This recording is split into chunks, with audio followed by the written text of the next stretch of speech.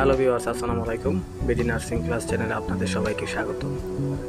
আজকের এই ভিডিওতে আমরা আলোচনা করব রেডিয়াস এবং আলনা ফ্র্যাকচারের যে অপারেশনটি হয়, open reduction of internal fixation by TCP. এটিতে কী ইনস্ট্রুমেন্ট দরকার হয় তার বিস্তারিত আজকে আমরা এই ভিডিওতে আলোচনা করব এবং ইনস্ট্রুমেন্টগুলো ক্লিয়ারলি দেখানোর চেষ্টা করব। আপনি যদি আমাদের চ্যানেলে নতুন হয়ে থাকেন, আমাদের চ্যানেলটি সাবস্ক্রাইব করুন। অর্থোপেডিক সহ সকল অপারেশন সম্বন্ধে জানতে আমাদের চ্যানেলটি সাবস্ক্রাইব করুন। তাহলে চলুন মূল ভিডিওতে দেখা যাক কী ইনস্ট্রুমেন্ট দরকার পড়ে রেডিয়াস এবং আলনা ফ্র্যাকচারের সেই অপারেশনে।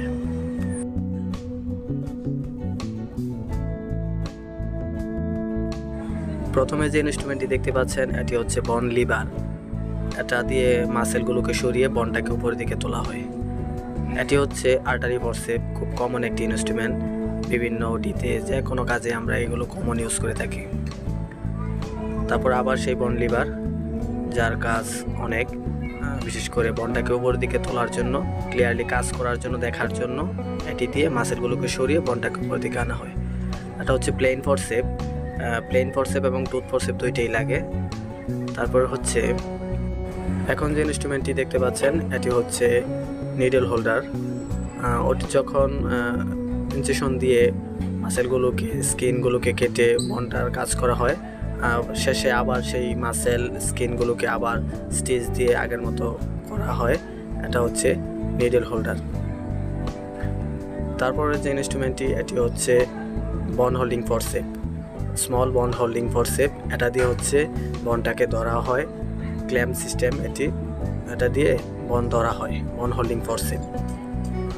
এটি হচ্ছে মস্কিউটো, আর্টারির মতোই কিন্তু সাইজ ছোট, কমন একটা ইনস্ট্রুমেন্ট। এটা সকল ওটিতেই লাগে। তারপর হচ্ছে এটি হচ্ছে পেরোস্টেম এলিভেটর। এটি দিয়ে হচ্ছে অর্থোপেডিক একটা ইনস্ট্রুমেন্ট। এটি দিয়ে বন থেকে মাসেলগুলোকে আলাদা করা হয়, পেরিওস্টিয়াম এলিভেটর। এটা অর্থোপেডিকে খুব কমন একটা ইনস্ট্রুমেন্ট। তারপরে হচ্ছে টাওয়াল ক্লিপ, এগুলো কমন, যে কোনো সার্জারি ওটির ক্ষেত্রে এগুলো লাগবেই। তারপর হচ্ছে আবার সেই বন লিভার, স্মল বন লিভার। এটা অর্থোপেডিক অপারেশনে কমন। রেডিয়াস আলনার ক্ষেত্রে মাস্ট বি স্মলগুলোই লাগে। পেরিওস্টেম এলিভেটর এটা আরেকটা, দুইটাই রাখা লাগে কোন সময় বেশি দরকার। এই ইনস্ট্রুমেন্টটি হচ্ছে অ্যালিস ফরসেপ বা টিস্যু ফরসেপ নামে কমনলি পরিচিত। এটি হচ্ছে ডিল গাইড, অর্থাৎ ডিল করার সময়, ডিল বিট দিয়ে ডিল করার সময় এটি দিয়ে করলে ডিলগুলো সঠিক জায়গায় পড়ে।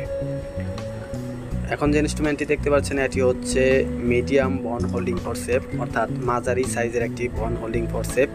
এটি দিয়ে বন ধরা হয়। বনের মাঝে যখন প্লেটটা লাগানো হয় তখন প্লেট এবং বন দুইটা সহকারে এটা দিয়ে ধরে তারপর ডিল করতে হয়। এটা হচ্ছে বন হোল্ডিং ফরসেপ।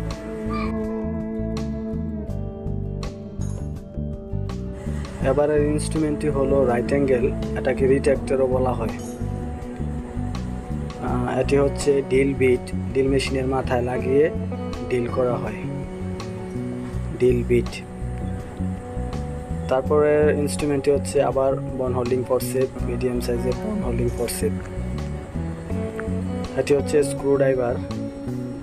প্লেটের সাথে যে স্ক্রু লাগানো হয়, স্ক্রু লাগিয়ে যে ফিক্সড করা হয়, সেই স্ক্রু ড্রাইভার আর কি। তারপর হচ্ছে স্ক্রু ড্রাইভার, এটা আরেকটা স্ক্রু ড্রাইভার।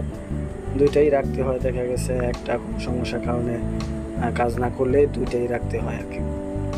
তারপর হচ্ছে এটা হচ্ছে বন নিবলার।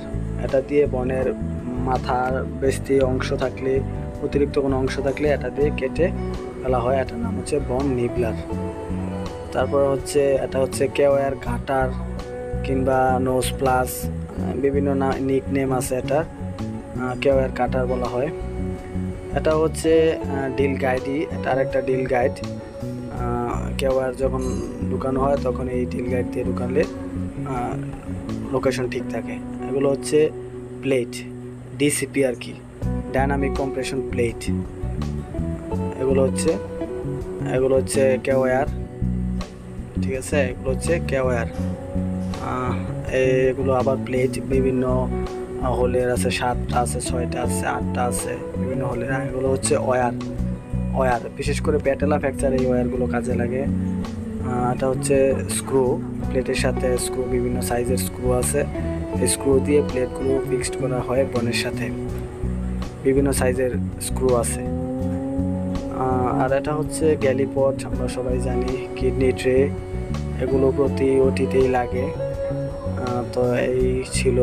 আরেকটা মূল বিষয় হচ্ছে ড্রিল মেশিন। এটা হচ্ছে ইলেকট্রিক ড্রিল মেশিন, আবার ম্যানুয়াল ড্রিল মেশিনও আছে।